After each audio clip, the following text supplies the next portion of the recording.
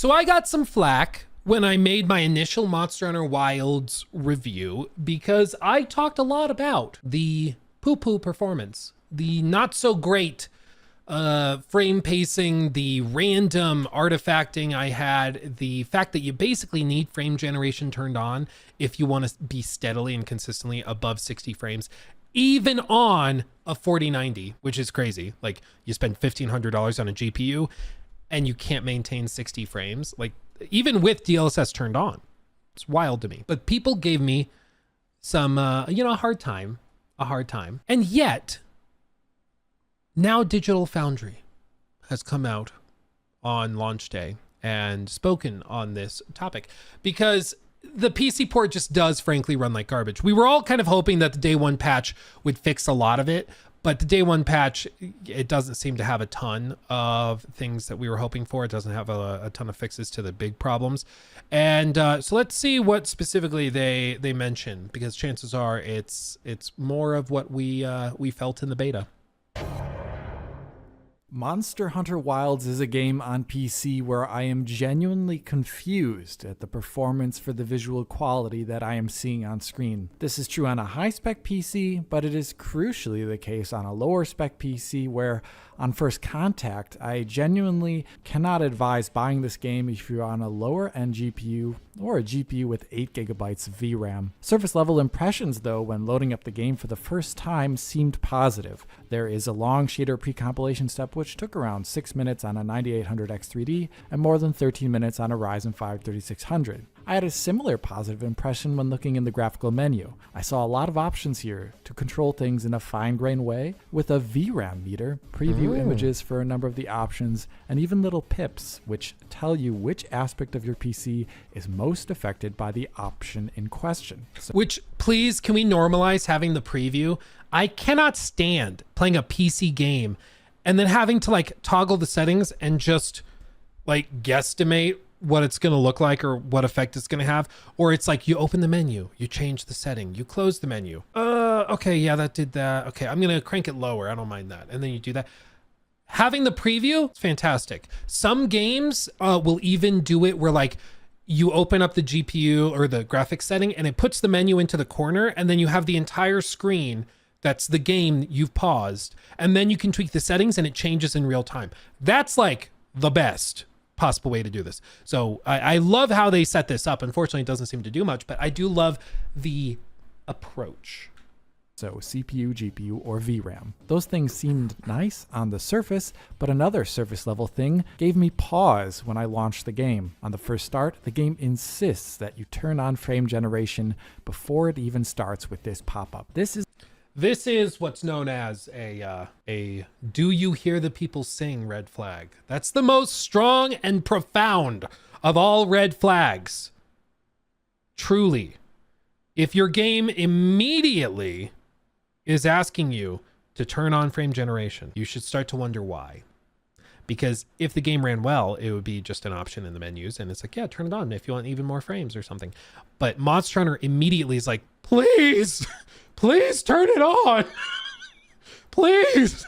Trust us, you'll want it on. Is the case, even though the developers have no clue about your performance level that you can actually muster in the game. As a reminder, Nvidia or AMD would never advise you to use frame generation with low base frame rates like 30 FPS, as it usually produces poor experiences. Yet this pop-up there shows that the developers are saying turn it on regardless of actual performance. That is definitely bad design. And what he just said is crucial, okay? It's crucial. Frame generation can work like magic if the base game is solid, okay? It is the house you build upon a strong foundation. But if that foundation is sand, it's not gonna work, because all frame generation can do is take what you are rendering and then use these algorithms to kind of create these interpolated maybe frames in between the rendered frames. And then it's also paired with DLSS. So it's taking the frame you're already struggling to render and then it's stretching that out, upscaling it, and then it's trying to generate more frames. But if what's going into it is already not that great, it's going to look horrible. It's going to be atrocious, which is why if your base frame rates are in like the 20s or 30s, frame generation doesn't magically like, oh, 60 FPS, nice and smooth, great. It's going to cause all sorts of stutters and pacing issues, frame pacing issues, and it just turns it into an absolute mess. So like frame generation is an amazing technology, no doubt, but you have to still have a decently optimized game at the base for that to build on and work with. And so that's why when you turn frame generation on in like Cyberpunk 2077 with high-end hardware, it's amazing. It's like actual magic, because you're like, I just doubled my frames and it looks and feels great to play. But if the game is not running that well, it doesn't work. It just doesn't work. Click no here, the game further insists that you can turn it on in the options menu, reminding you again. Whatever their intent is here, to me as a tech reviewer, this insistence paints a poor potential picture for the game's base performance. After all the pop-ups, I played like any other casual user, and I used the game's default settings that it detected and set DLSS to balance mode at 1440p on an RTX 4060 and started my adventure. I immediately could tell though that something was just not right. Without even mentioning performance, I could see that the textures in the game were confusingly poor. So many shots had textures like this that were just bafflingly low resolution. I really think this almost looks PS3 level here. And some of the textures, like this character's coat, even though it's directly in front of the camera, look straight up wrong. I presume the coat here is supposed to be white color, but the poorly configured texture compression maybe has made it into a multicolored one with obvious mosaic artifacting. That's actually the coat of many colors. It's actually like of religious significance, you bigot. How dare you? But this is the thing.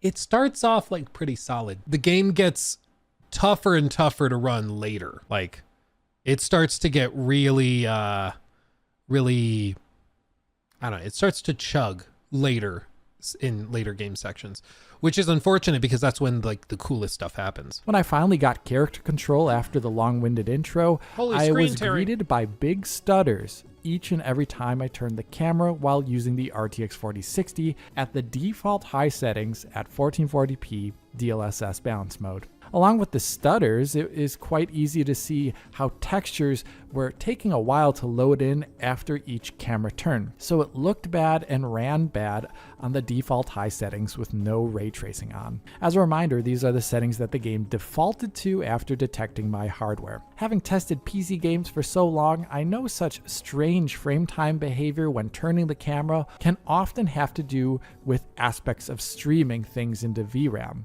Sometimes textures. With that learned experience in mind, I went into the menu to tweak things down when I saw another thing which gave me pause again.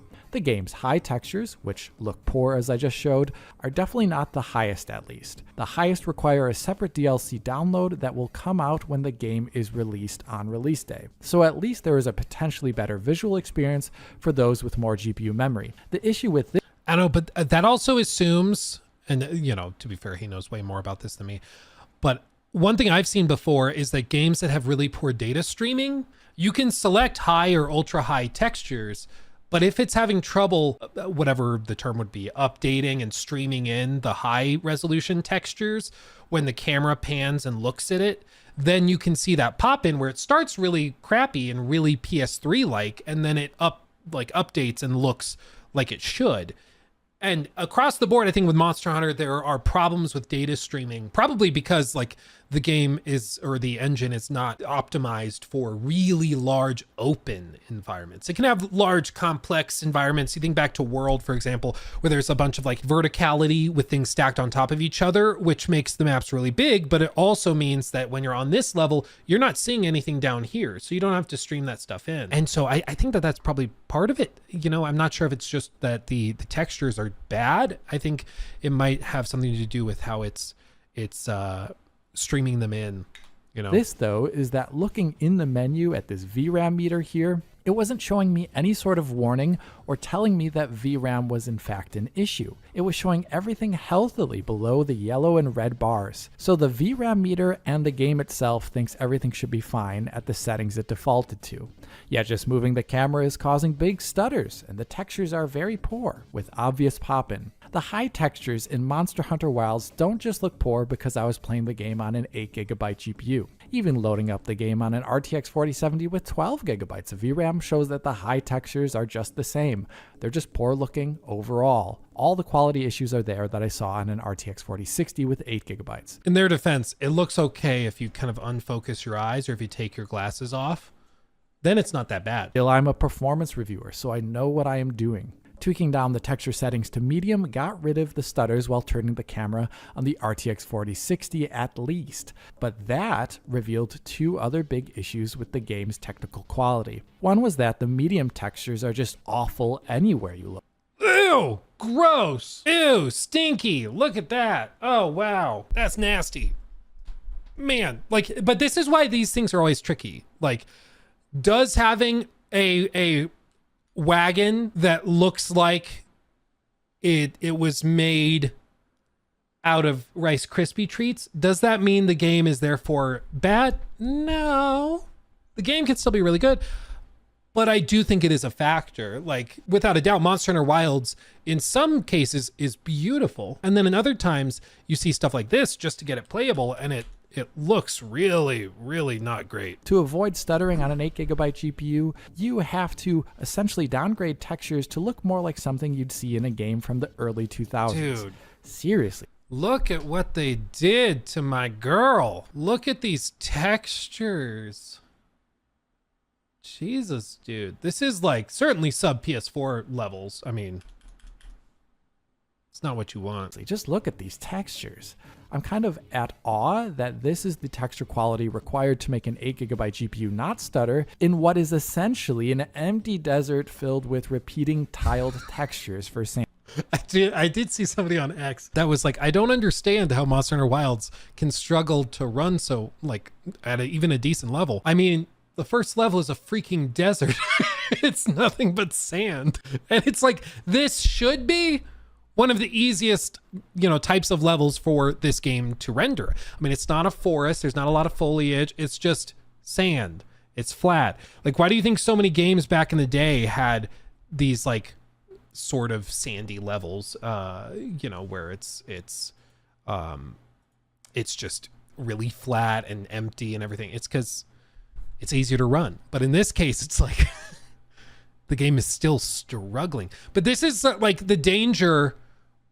As I said, like in my review, I mentioned that the game ran, my words were that I couldn't say at the start of the segment. Otherwise, YouTube would freak out because they're worried about the first few minutes. The term I used was it ran like hot donkey ass across my different PCs and hardware that I ran it on. And of course, you're seeing how now and more clearly in a better format by somebody that really knows what they're talking about, explain it. But like, I had a lot of people coming at me saying that I had unrealistic expectations, that I was being a hater, that, well, if you were expecting this game to like run amazingly well, you don't know what you're talking about when it comes to Monster Hunter. It's like, maybe I don't. I never claimed to be an expert in Monster Hunter, but I know what I feel when I play a game, which is that it looks and runs like hot donkey ass. And so long as you make excuses for big companies and big games, they will continue to do it because they can get away with it. Like, if this game needed another 6 months of polish or another year of polish or something, like there were reports that Kingdom Come Deliverance 2 was done for basically a year and they just polished for a year. For some of these teams, that represents tens upon tens of millions of dollars. The delay for AC Shadows from November to the initial rescheduled release date, which was Valentine's Day, that's just like a 2.5, 3 month delay. But according to their investor calls, that was like a $25 million to $30 million decision, delaying it just those few months. So delaying games to polish them is freaking expensive. And if these companies can justify and get away with releasing it before that, that saves them 20, 30, 40 million dollars. And if they're like, hey, people aren't freaking out, they're letting us get away with it, let's just do it, they will. The clearest example of this is freaking Respawn. Respawn, amazing developer. I love the Star Wars Jedi games, Star Wars Jedi Fallen Order and Survivor. But Survivor, well, really Fallen Order as well, did not run great at launch at all, but they got away with it. The game sold very well. And then when Jedi Survivor came out, it ran way worse than Fallen Order ever did on all platforms. And there was just nothing, like, it still sold, I think, 5 million copies in the first year or something. Like, it did very, very well. And they got away with it. And, you know, Monster Hunter, no doubt, has sold incredibly well in addition. But I do think that, you know, if you're able to continue playing it, but maybe put like a review on Steam mentioning how bad it looks and runs, and just like make your voice heard. Because if these companies can get away with it because the game still sells 5 million copies, 10 million copies, they will continue to do it. And this would be my fear for Monster Hunter Wilds, is that I love the game, but it looks and runs like hot donkey ass. And so long as we just kind of hand wave it away, they'll take the opportunity to continue pushing it. And it's not just Capcom that's going to, you know, take the advantage. It's also like every other studio and developer that sees, well, Monster Hunter ran like crap and people still bought it. We'll just tell them to turn on frame generation and they'll play it anyways. You know, it's going to happen. I mean, this has an impact on all of this. If the game already, I think the game peaked at like 1.3 million concurrent players for its launch. That's insane. That is like, that breaks, I think, the Cyberpunk record. That's crazy. Okay. I think that breaks Elden Ring's record. Correct me if I'm wrong, or at least it's close to it. It's wildly successful already, which my concern for 6 months, a year, 2 years down the road is that Capcom and other studios look at this and are like, so we don't need to optimize, you know, we don't need to. We'll just tell them to turn on frame generation. And that's my fear. But, especially because optimization is already like a hot button issue. So I'm anxious about it. But anyway, continuing on. I'll stop rambling. And the other thing that I saw here at medium texture quality was performance related. Although the game was no longer stuttering when I turned the camera, it was obvious to see that it was heavily dipping in frame rate, and frame times were rapidly increasing just while turning the camera. Having tested many games before, I know to label this as an issue and not expected behavior. Here we are in an empty desert with barely anything, yet just turning the camera is causing quite intense, rapid variations in frame time, and it's making a sinusoidal frame rate graph. Usually that's a problem. With VRR, it looks Usually that's a problem. I don't know why that was funny to me. It's just usually that's a problem. looks like the game is slowing down when the camera turns each time. Here's where I discovered something unique. You don't understand. It's cinematic. It's going slow motion. It's part of the experience. You just don't get Monster Hunter. Slowly panning the camera creates a very different performance experience, even though you're looking at the exact same things. With the camera moving slowly, frame times are normalized. The frame rate graph is not showing that sinusoidal behavior, even over an extended period of time. If I were to overlay the average frame time of slowly turning the camera, represented by a red line here on the bottom right frame time graph while moving the camera quickly, you can see that turning the camera at a faster speed produces excessively long frame times that go below that line. So for some reason, when turning the camera, I think what it is, like the engine just doesn't have the scalability it needs for like the clouds and weather. Cause you'll notice whenever he shows the sky in frame, the frame rate plummets, frame times freak out a little bit. Like it's very, very interesting. And that's of course something new for this game is like the dynamic weather and all of that. camera quicker, the game runs quite a lot worse. Having diagnosed things like this before, sometimes this can mean an occlusion culling issue with slower CPUs. But that is not the case here, as I'm testing the game on a Ryzen 7 9800 X3D, the fastest CPU on the market for gaming. Okay. Humble brag. Okay. Got it.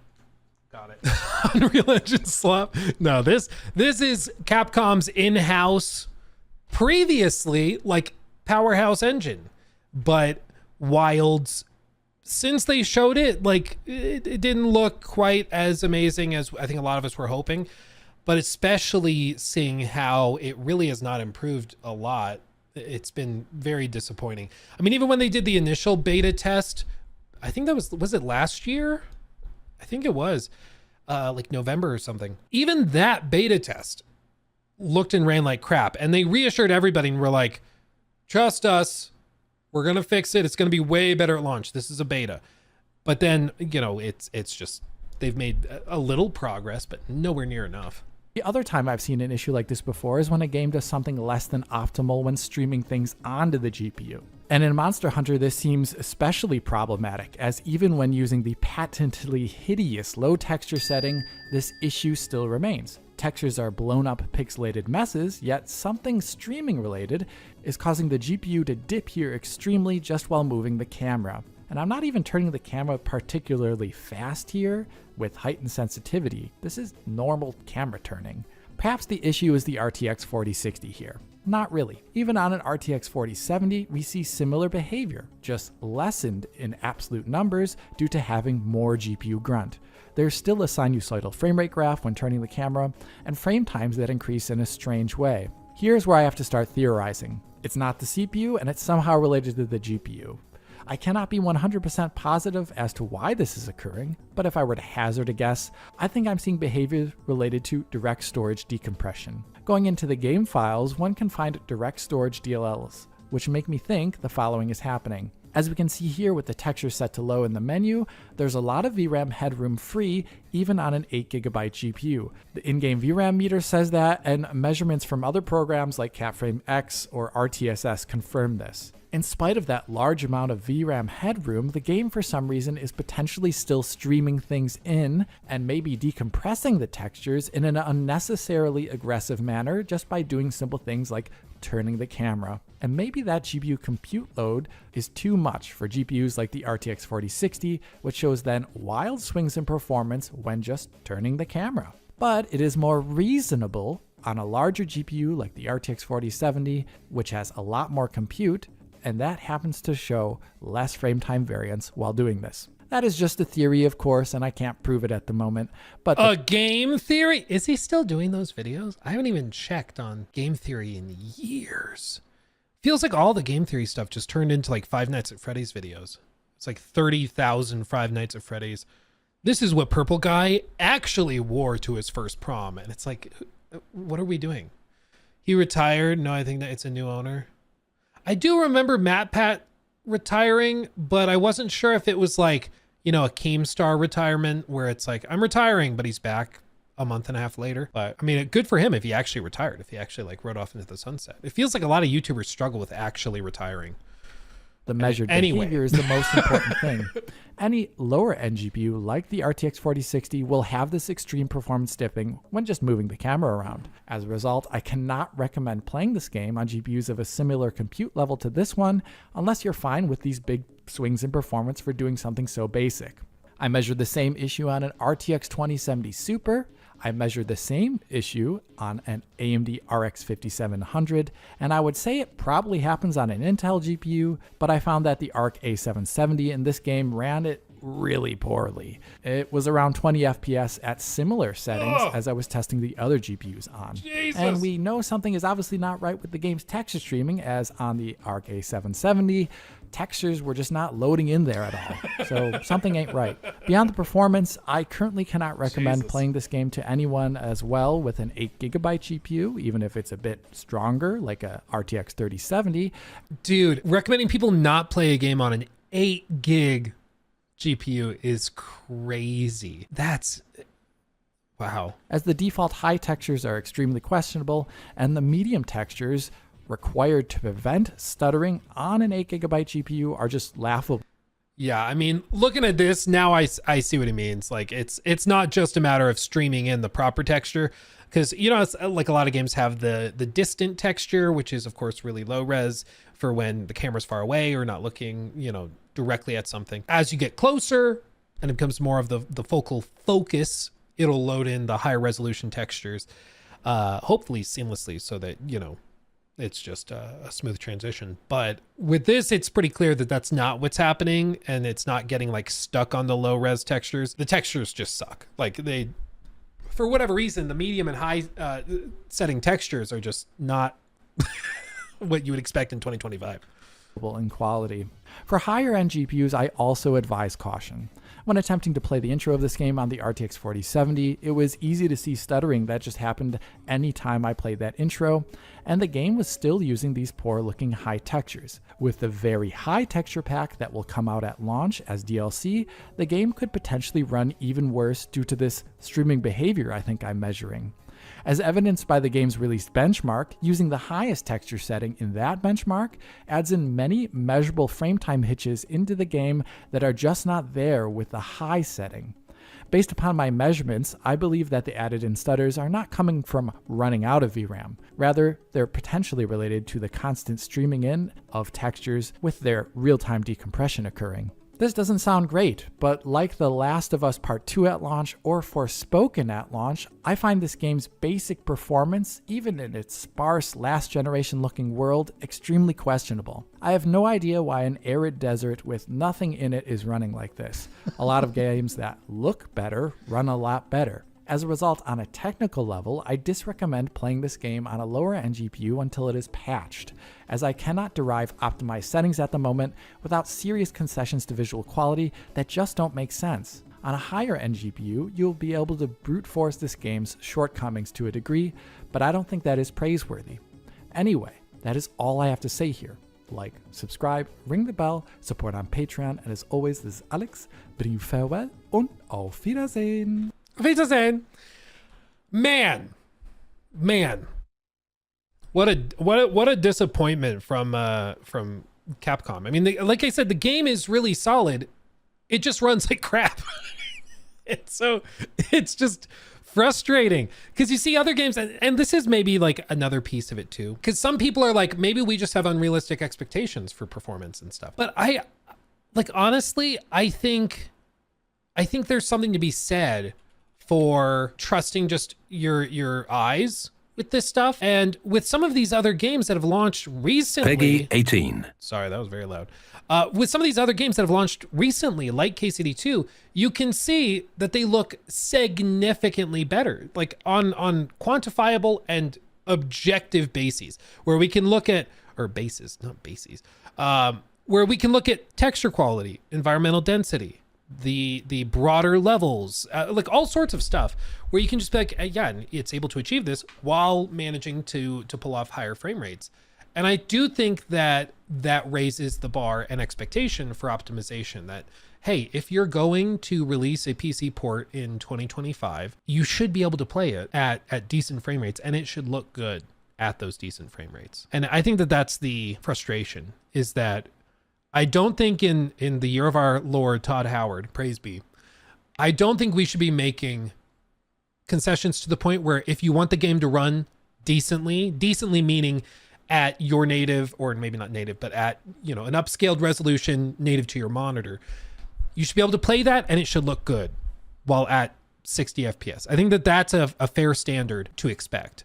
And yet it's been missed by so many games recently. So many games. Yeah, and you shouldn't need frame gen enabled. I agree, Guild Pixel. I agree. I think asking players to turn on frame generation immediately is like such a red flag. And it turned out that the concern over performance was warranted. People at launch of the betas were saying, like, it really doesn't run well. Is this going to be like fixed up? Is this getting there? What are we doing? And then sure enough, it ended up being a very valid concern, very valid concern. I don't know. I'll have to check with my buddy Corey, because he's been playing the game on PC as well, and then I think his wife is playing it on PlayStation 5. So I'll have to see what they think, because like this is I'm honestly envious. There are some people who can just go through a game at 1440p whatever and have it dipping between like 50 and 30 frames all over the place, and they can play it just fine and enjoy it. And for me, that's like immediately I get motion sick. I can't, I just can't. I need it to lock to 30 or lock to 60. Like, pick a frame rate and stick to it. My brain does not like the variability, for the love of God. I just can't do it. But some people can. And I'm jealous. I'm jealous, man. Because I think you'd have way less headaches, literally, in life if you're able to go through it that way. I'm mad. Mad jelly. But anyway, if you're playing Monster Hunter Wilds, let me know in the comments, I guess, what you think of it. If you are not bothered, if you think the PC performance is overblown, and if you're playing on console, I also want to hear how it's running on console, because of course it's on PS5, it's on Xbox Series consoles. So I wonder how it runs on Series S. Has anyone in here tried it on Series S? It's gotta be ridiculous, man. There's no way it runs even half decently. It's definitely, rocking probably sub 1080p, honestly. What's this like? Series SX. So Series X resolution mode is hitting like high 30s. The Series S is right at 30. Honestly, impressively locked. Okay. Dipping into 29, but I mean, okay, 28, 27, 26, 25. Oh no. Okay. Yeah, that's getting a little rougher. But honestly, I'm kind of impressed that it's running even that solidly. I was braced for it to be like 15 frames, then back up to 35, and then back down. Yeah, it looks like it's totally unlocked, because now it's at like 35. Then PS5 performance is at like 64, 65. Series X gets to 60, 59, 60. Impressively, like PS5 Pro performance mode is okay. In some shots, it's getting to like 70, but it's not that far off. Interesting. It's dipping a lot too. I think that, again, the key takeaway is just that, unfortunately, Wild is really poorly optimized. That's a big bummer. It's a big bummer that makes us all sad.